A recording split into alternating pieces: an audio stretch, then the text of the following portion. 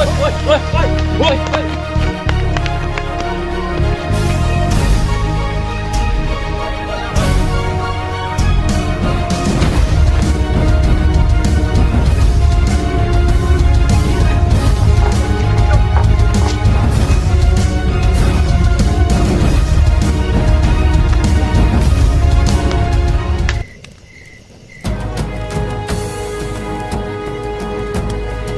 mèo, chạy rồi thấy có tay chỗ luôn.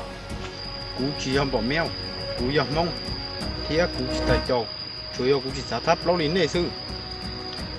Cú dây tôi năng đồng chí, cú đồng chí nó mua rõ hàng này, còn tôiยังtừ xuống đó tiền trang rồi, cho nên tôi cho cú đồng chí hàng này cú sắm mua, tôi có sao sẽ bỏ cá nó. Giờ thì cháu có lương thì tiền nó, có cú muốn tàu chón đồng đỡ, giờ thì con tàu to, đó thì cháu không là ta, có thì giấy tôi năng lương thì mua rõ, hỏi giờ thì con tàu chọn tông số không là ta, thì có suy tôi năng hạt thắng tại chỗ sư.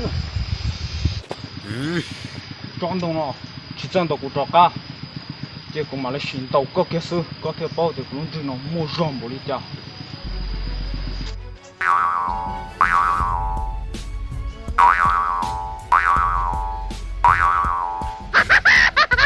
Có lung gì nữa có, nhưng chỉ thấy lúc chuồn gió đi, nhưng thực tế lung gì mua gió, do tiền có sản phẩm lung gì mua gió nó sáng đến nó. Vô lý, này bố mong lên từ sáng nó cũng trì thế à?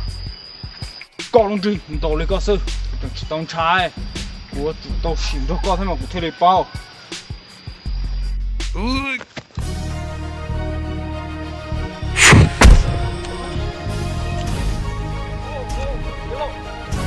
No.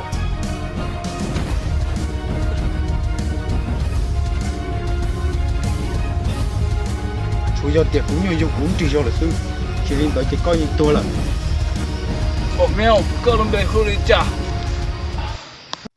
Cú giờ mông, tiếc cú luôn bèo, giống gì à nó.